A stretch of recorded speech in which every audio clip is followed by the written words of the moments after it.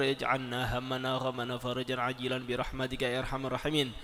اللهم انا نستحفظك ونستودعك دياننا وانفسنا واهلنا واولادنا واموالنا كل شيء اعطيتنا. اللهم اجعلنا وايهم في كنفك وامانك وايادك من كل شيطان مريض وجبار عنيد وذي عين وذي بغي ومشر لذي شر انك على كل شيء قدير. اللهم جملنا بالعافيه والسلامه وحققنا بالتقوى والاستقامة وأعذنا من موجبات الندامة في الحال والمال إنك سميع الدعاء. اللهم اغفر لنا ولوالدينا وأولادنا ومشايخنا وإخواننا في الدين ولمن أحبنا فيك ولمن أحسن إلينا والمسلمين والمسلمات والمؤمنين والمؤمنات يا أرحم الراحمين.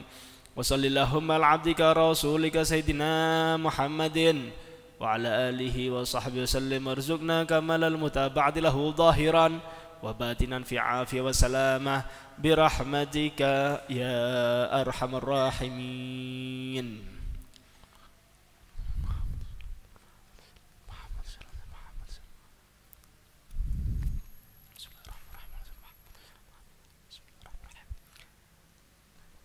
Assalamualaikum warahmatullahi wabarakatuh.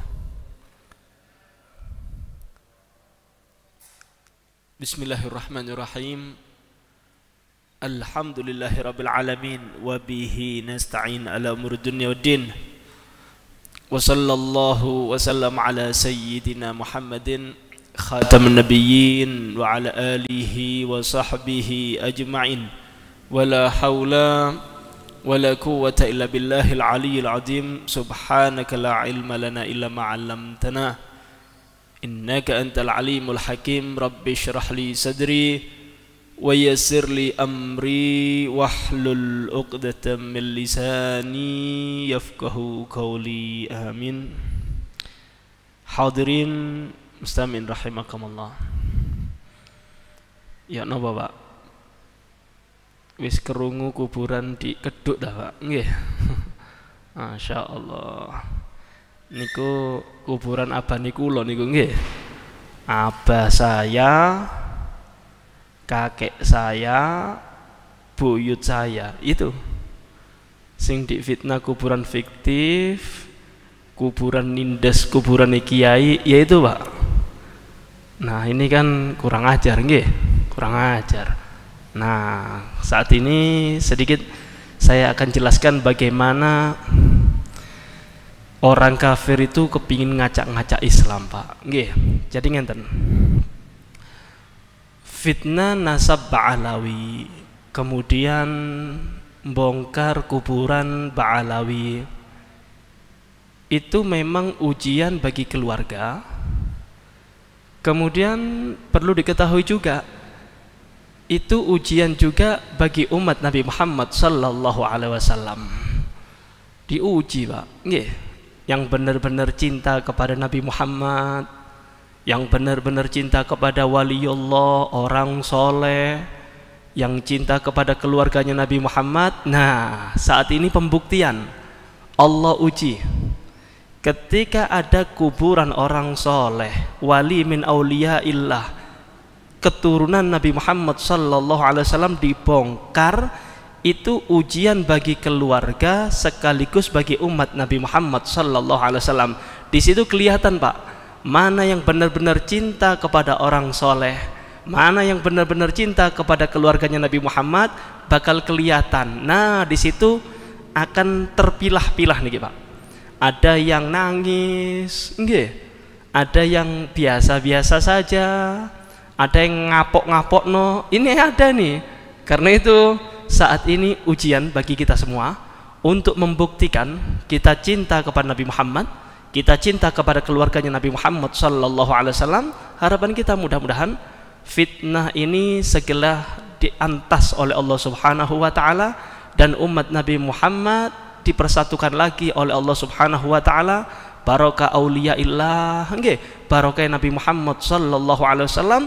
Dan harapan kita mudah-mudahan nggih, Pak, imannya kita, iman anak putune kula jenengan dijaga oleh Allah Subhanahu wa taala sampai akhir hayat, meninggal dalam keadaan husnul khatimah, Amin ya rabbal alamin. Hadirin muslimin rahimakumullah. Nah, kajian kali ini Al-Fakir ingin sedikit membahas tentang kekuatan Islam. Orang kafir itu Pak faham tentang kekuatan Islam. Nah, kalau orang Islam ini diajak perang, wani, nekat, dan orang kafir nggak bakal bisa ngelawan orang Muslim kalau perang. Buktinya apa? Anda lihat tuh, tengok Palestina tuh. Palestina itu tidak punya senjata. Israel dibantu oleh negara-negara hebat ngebom. Cuma bagaimana? Nggak menang-menang, Pak.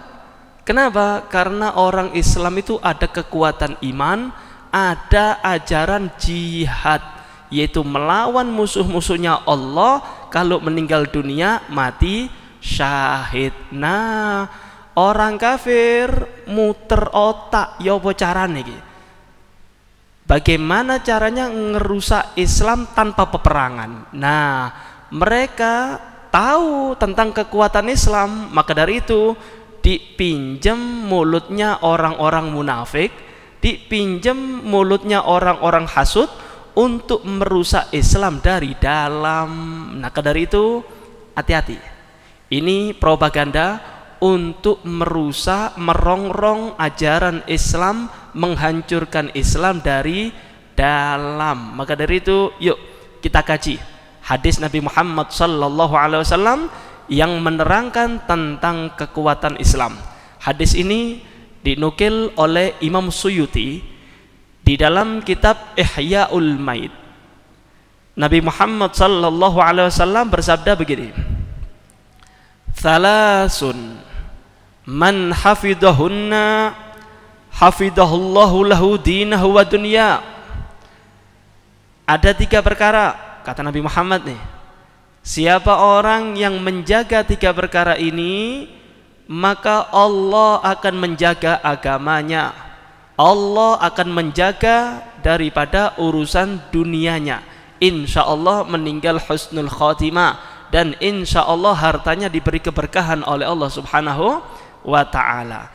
Wa man dayya'ahunna, dan siapa orang yang menyia-nyiakan 3 hal tersebut, lam yahfadillahu, maka Allah tidak akan menjaga lahu bagi itu orang syai'a sedikit pun. Jadi kalau 3 wasiat Nabi Muhammad ini diabaikan, nggak diurus, nggak digubris, maka orang yang mengabaikan itu juga nggak akan diurus oleh Allah subhanahu wa ta'ala. Allah nggak ada urusan dengan agamanya, Allah nggak akan memberi keberkahan di dalam urusan dunianya. Ditakutkan meninggal su'ul khatimah. Apa aja? Nggih, Pak? Apa aja 3 perkara ini yang diperintahkan oleh Nabi Muhammad kita untuk menjaga? Yang pertama, hurmatul Islam, jaga kehormatan Islam. Yang kedua, hurmati, jaga kehormatanku, kehormatan Nabi Muhammad sallallahu alaihi wasallam. Yang ketiga, wa hurmatu rahimi, jaga kehormatan rahimku, jaga kehormatan orang yang bernasab kepada aku. Ini wasiat Nabi Muhammad sallallahu alaihi wasallam. Coba nih, Pak. Kenapa Nabi Muhammad sallallahu alaihi wasallam memerintahkan kita untuk menjaga 3 hal ini? Kehormatan Islam, kehormatan Nabi Muhammad, kehormatan rahim atau orang yang bernisbat kepada Nabi Muhammad sallallahu alaihi wasallam. Kenapa? Karena ini kekuatan Islam, Pak. Kekuatan Islam. Ketika orang Islam masih berpegangan dengan syariat, ketika orang Islam masih mengidolakan Nabi Muhammad, ketika orang Islam masih mencintai keluarganya Nabi Muhammad, kuat itu Islam. Tapi sebaliknya, kalau sudah orang Islam nggak mau berpegangan dengan syariat, orang Islam nggak kenal siapa Nabi Muhammad, nggak cinta kepada Nabi Muhammad, orang Islam jauh daripada keluarganya Nabi Muhammad, benci kepada keluarganya Nabi Muhammad, maka Islam akan hancur dengan sendirinya tanpa peperangan. Hancur itu Islam, Pak. 3 hal ini yang diwasiatkan oleh Nabi Muhammad sallallahu alaihi wasallam agar kita terus menjaga kehormatan Islam, kehormatan Nabi Muhammad, kehormatan keluarganya Nabi Muhammad sallallahu alaihi wasallam. Faham ya, Pak? Nah, ini kekuatan Islam, Pak. Maka dari itu orang kafir faham corong rusak Islam yok nopo. Yang pertama, jauhkan orang Islam daripada syariat. Jauhkan orang Islam dari ulama-ulama yang istiqomah megang syariat. Faham ya? Akhirnya apa? Ketika ada ulama yang mengatakan horeg haram, dibenci, Pak. Dibenci, didanai. Ya apa carane propaganda ini lancar? Untuk apa? Agar orang Islam jauh daripada ulama-ulama istiqomah, jauh daripada syariatnya Nabi Muhammad. Dijauhkan, Pak. Dijauhkan. Bagaimana caranya orang Islam ini jauh daripada syariat? Perempuan diperintahkan oleh syariat tutup aurat. Propaganda mereka. Ini tidak adil. Perempuan itu juga boleh keluar. Perempuan itu ini macam-macam propaganda. Untuk apa? Menjauhkan umat dari syariat. Syariat melarang jangan main riba. Riba haram. Ada orang-orang yang nyeleneh, ulama-ulama yang munafik. Kalau 1% sampai 5% nggak jadi masalah. Anggap aja itu ta'awun, saling membantu. Ini minjemi, ini ngasih hadiah. Masya Allah. Jadi dikacau nih, Pak. Syariat ini dikacau. Nabi Muhammad sudah ngasih sinyal. Jaga wibawanya Islam. Jaga kehormatan Islam.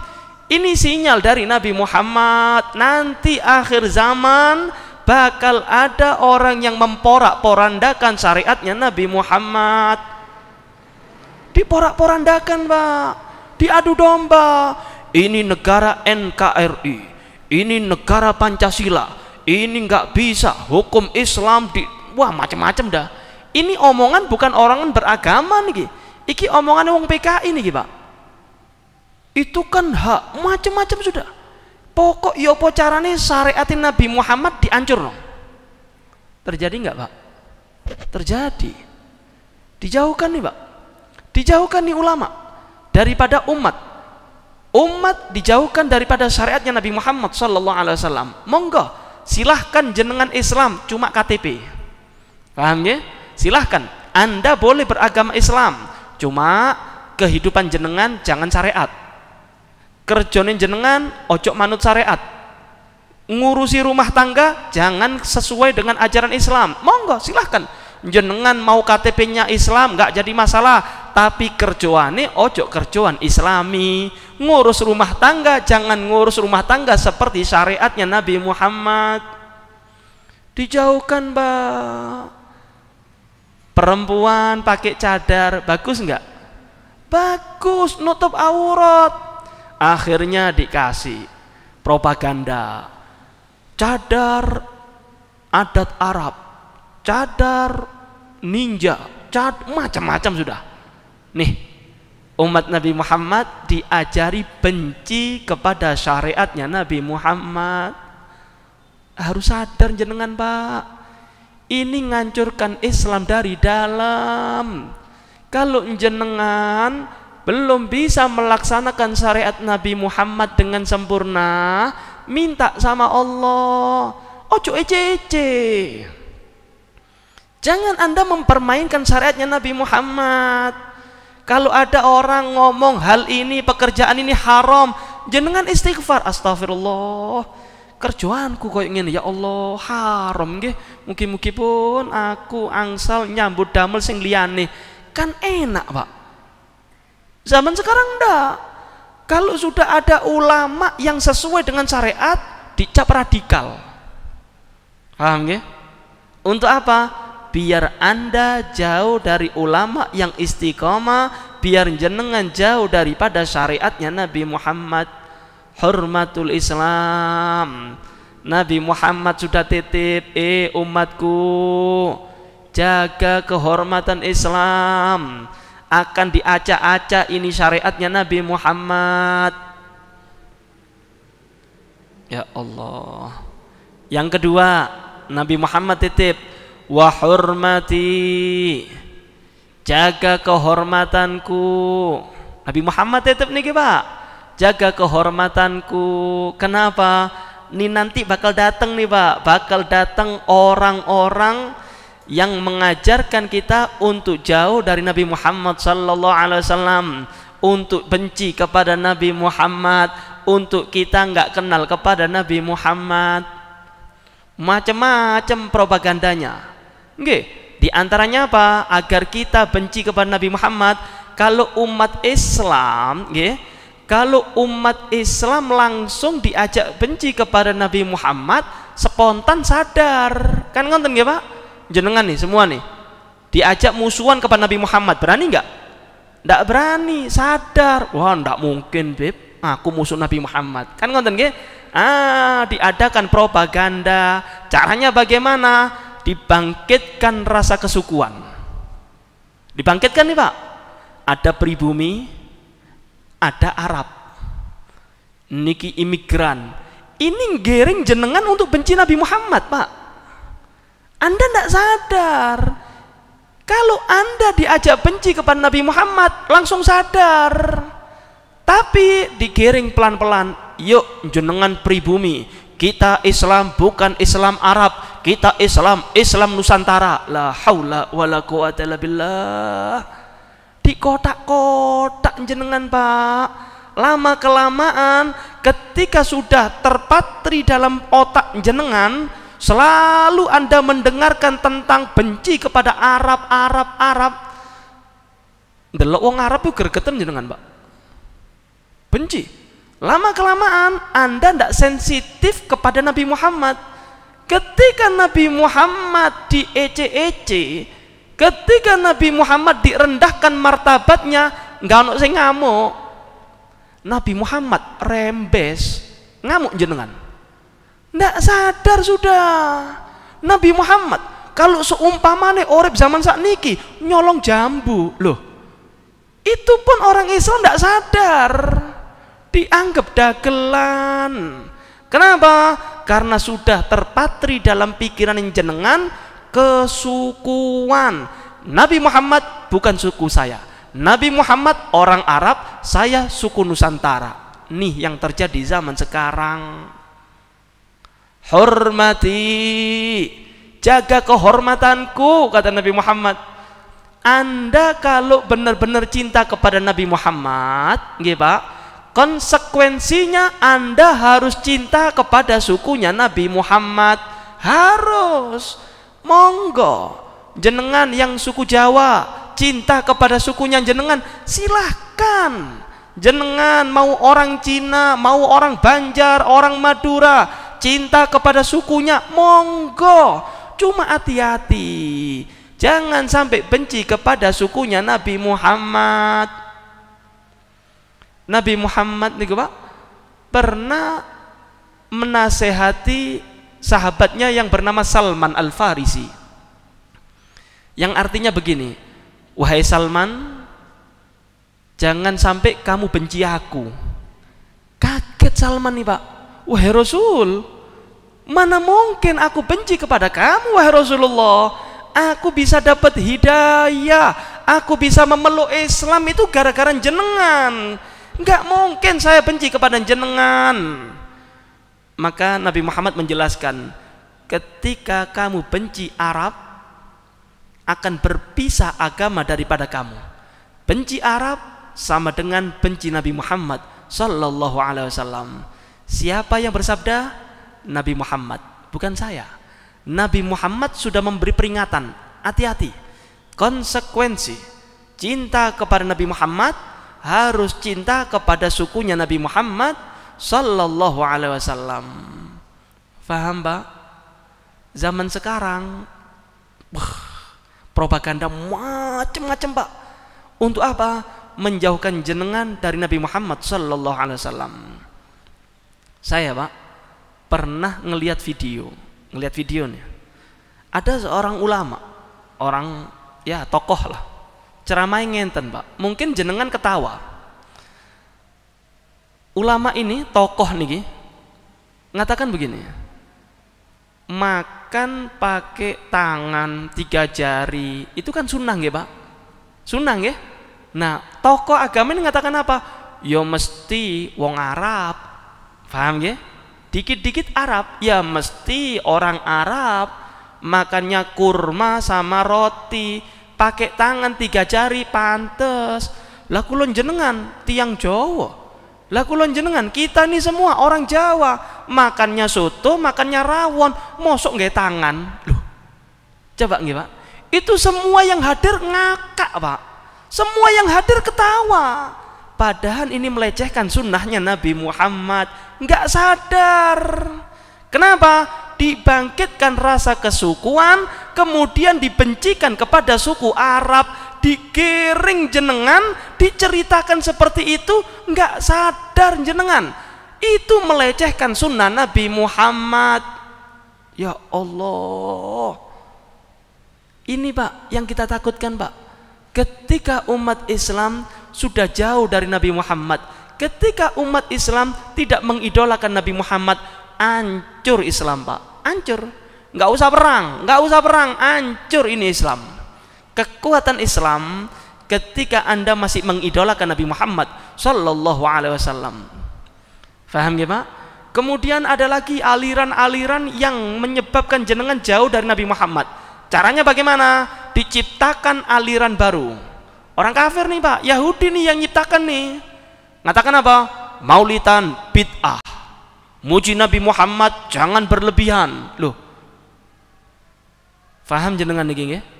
Ini untuk menjauhkan jenengan dari Nabi Muhammad.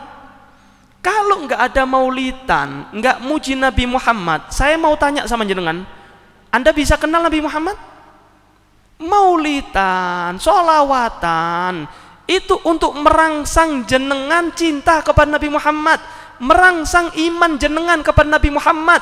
Loh, kalau sudah maulidan, sholawatan, muji Nabi Muhammad dikatakan bid'ah, selesai jenengan Pak.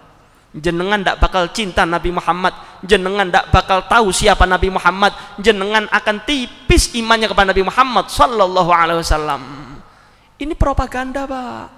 Karena itu Nabi Muhammad pun tetep jogon, jaga kehormatanku. Jauh-jauh hari Pak, 1400 tahun yang lalu Nabi Muhammad pun tetep sudah ngomong sama kita, jaga kehormatan Islam, jaga kehormatanku. Akan datang nanti Pak, terus niki Pak, fitnah agama ini terus sampai kapan? Sampai keluarnya Imam Mahdi. Loh, lek kelas kulon jenengan ndak diceritakan seperti ini, ndak dikasih protek, ndak diprotek, ndak dijogo, ndak diceritakan tentang hadis Nabi Muhammad, ocol lo imanin jenengan. Ini Pak yang bahaya Pak. La haula wala quwata illa billah. Akhirnya jenengan benci kepada syariatnya Nabi Muhammad, benci kepada Nabi Muhammad, nggak sadar Pak. Ya Allah. Yuk nopo niki Pak? Koyok ngene iki ya ono iki Pak. Niki zamane kula jenengan lho niki. Coba anda mikir. Lah, zamane anak jenengan mbek anak kula niki ya apa Pak? Putune kula jenengan niki ya apa Pak? Masa ndak ada kepedulian? Masa kita biarkan fitnah seperti ini? Kita harus wajib bicara, ngomong. Minimal kepada umat jenengan, para tokoh agama, para ustadz, terangkan syariatnya Nabi Muhammad, tanamkan dalam hati umat Nabi Muhammad niki Pak, giring mereka untuk cinta Nabi Muhammad, giring mereka untuk cinta kepada keluarganya Nabi Muhammad. Zaman sekarang kan enggak Pak, para dai-dai ulamanya rebutan umat Pak. Akhirnya apa? Mengajak umat untuk cinta kepada dirinya, mengajak umat untuk cinta kepada majelisnya. Akhirnya apa? Duwe gendero dewe-dewe, kotak-kotak pun. Oh, iki majelis A, oh ini anggotanya majelis B. Ndak kelem nyopo, Pak.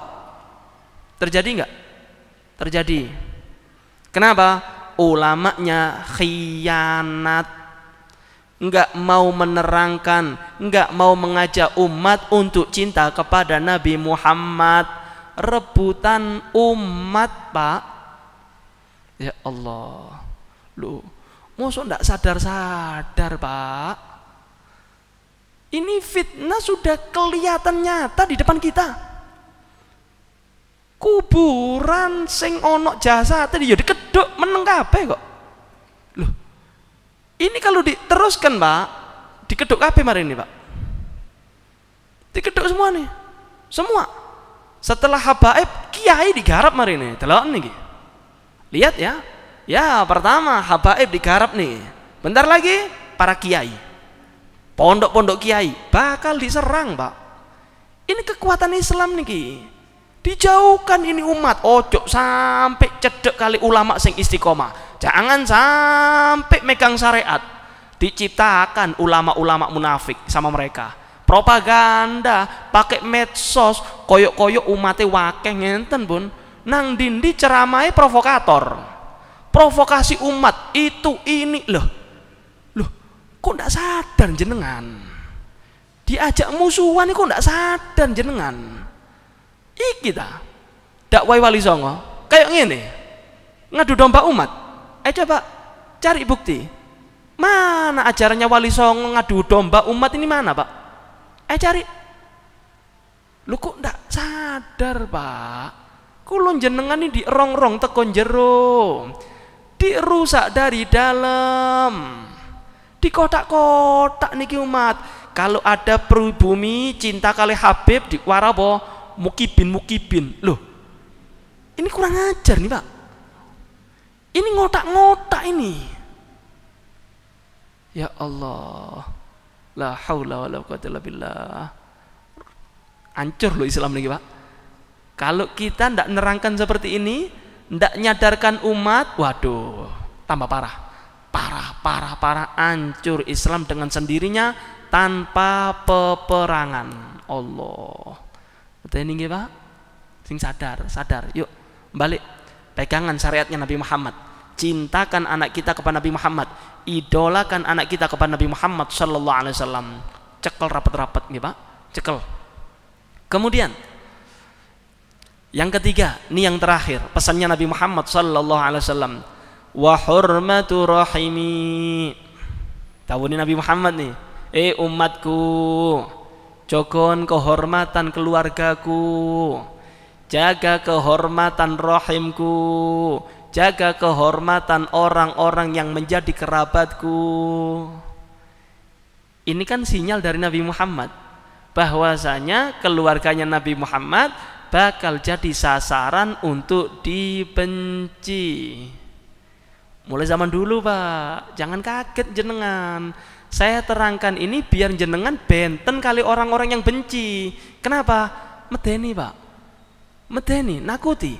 Anda benci kepada keluarganya Nabi Muhammad berarti benci kepada Nabi Muhammad, ngelarani hati Nabi Muhammad. Kalau ngelarani hati Nabi Muhammad, ya ngelarani Gusti Allah, Pak. Berarti jenengan siap-siap perang kali Gusti Allah. Itu yang kita takutkan. Karena itu yuk sadar wahai umat, sadar. Nabi Muhammad pun titip, Nabi Muhammad pun wasiat, jaga kehormatan keluargaku, jaga kehormatan rahimku. Jaga, Pak. Anda lihat bagaimana setelah Nabi Muhammad SAW wafat, fitnah itu bertubi-tubi menghampiri keluarganya Nabi Muhammad. Mulai Imam Ali difitnah macam-macam sampai peperangan. Bahkan Imam Hasan, cucu Nabi Muhammad sing anget, Pak, langsung Imam Hasan bin Imam Ali, anak daripada Fatimah Zahra binti Rasulullah, langsung cucunya Nabi Muhammad bagaimana? Meninggal diracun. adiknya Sayyidina Husain meninggalnya bagaimana? Dipenggal kepalanya. Allah. Karena itu Nabi Muhammad pun tetep jogon, jaga kehormatan rahimku, jaga kehormatan martabat daripada keluargaku. Kenapa? Banyak yang musuh kepada keluarganya Nabi Muhammad sallallahu alaihi wasallam. Coba nggih Pak, ya Allah, nakuti Pak, nakuti. Di dalam kitab Tarikhul Khulafa, Imam Suyuti itu menukil cerita ketika zaman Khalifatul Adil, yaitu Imam Umar bin Abdul Aziz. Umar bin Abdul Aziz ketika menjadi khalifah itu mengganti laknat kepada Imam Ali dengan kalimat innallaha ya'muru bil adli wal ihsan wa itaidil qurba wa yanha 'anil fahsya'i wal munkar wal baghi ya'idukum la'allakum tadhakkarun. Apa sebabnya? Ngenten Pak. Imam Ali, menantu Nabi Muhammad sallallahu alaihi wasallam, beliau itu setiap hari Jumat semua khotib di atas mimbar harus melaknat Imam Ali. Harus. Ini berjalan kurang lebih 30 sampai 40 tahun. Bayangkan nggih Pak, Imam Ali, menantunya Nabi Muhammad sallallahu alaihi wasallam, dilaknat di atas mimbar selama 30 sampai 40 tahun. Apa maning kelasku, Pak? Apalagi kelasnya Pak Alawi. Ya, itu sudah biasa dimusuhi. Ini Imam Ali, menantu Nabi Muhammad, di atas mimbar, Pak. Setiap khutbah Jumat wajib melaknat Imam Ali. Sampai-sampai masyarakat umat Nabi Muhammad ini nganggep melaknat kepada Imam Ali itu termasuk rukun khutbah, saking lamanya durasi pelaknatan kepada Imam Ali. Nah, ketika Sayyidina Umar menjadi khalifah, diganti Pak, laknat kepada Imam Ali dihapus, diganti dengan perkataan innallaha ya'muru bil adli wal ihsan wa ita'idil qurba wa yanha 'anil fahsya'i wal munkari wal baghi ya'idukum la'allakum tadhakkarun. Itu inisiatif daripada Imam Khalifatul Adil Umar bin Abdul Aziz. Dilaknat Pak, Imam Ali dilaknat di atas mimbar puluhan tahun. Ini isu nasab baru 3 tahun Pak. Ya Allah, ecek fitnah kayak gitu nggih. Ya gampang lah. Artinya begini Pak, keluarganya Nabi Muhammad itu sampai yaumul qiyamah pasti ada pembenci. Cuma ingat, pasti ada pembela. Itu pasti. Tinggal kita berperan di mana. Anda menjadi pembenci atau menjadi pecinta, seperti Umar bin Abdul Aziz. Ini ada pembenci-pembenci, kemudian muncul Umar bin Abdul Aziz untuk membela Imam Ali. Begitu juga zaman sekarang, ada orang yang benci kepada keluarganya Nabi Muhammad, membatalkan nasab keluarganya Nabi Muhammad, muncul orang-orang yang akan membela keluarganya Nabi Muhammad. Itu pasti. Ini sunnatullah sampai yaumul qiyamah. Sekarang tinggal Anda, pilihan di tangan Anda. Anda menjadi pembenci atau seperti Umar bin Abdul Aziz. Itu pasti Pak. Faham ya? Ya Allah. Coba ya. Di dalam kitab Rosfatus Sodi diceritakan ada perempuan menjadi wali Pak, Sayyidah Sultanah. Ini wali gede nih Pak, perempuan tadi wali gede, Sayyidah Sultanah. Beliau itu sering yaqodoh bersama Nabi Muhammad, mimpi Nabi Muhammad, bertemu secara terjaga dengan Nabi Muhammad, itu sering. Jenengan ojo tadi Wahabi, nggak percaya dengan mimpi Nabi Muhammad. Mimpi Nabi Muhammad itu bener Pak. Nabi Muhammad dawuh ngenten, man ra'ani fil manam faqad ra'ani haqqa. Orang yang ngelihat aku di dalam mimpi itu benar-benar ngelihat aku. Nah, diantaranya ini Sayyidah Sultanah itu sering mimpi Nabi Muhammad, bertemu Nabi Muhammad sering. Suatu saat beliau itu kedatangan tamu. kedatangan tamu. Nah, tamu ini tiba-tiba ngerasani Syarifah, ngerasani Syarifah itu begini. Kemudian Syekhul Sultana ini Pak diem aja, diem, ndak menegur, ndak memberhentikan, diem sampai pulang. Nah, ketika pulang ini semua tamu malam hari tidur, mimpi Nabi Muhammad. Mimpi Nabi Muhammad beda Pak. Kemarin Nabi Muhammad seneng sama Syekhul Sultana, malam ini cemberut, kayak muka nggak seneng gitu. Kaget ini Syekhul Sultana ini, kaget. Opo salahku ya? Apa salah saya? Akhirnya Nabi Muhammad berpaling berjalan. Ketakutan ini Syekhul Sultana dalam mimpi. Akhirnya ditututi. Nabi Muhammad ya diikuti dari belakang.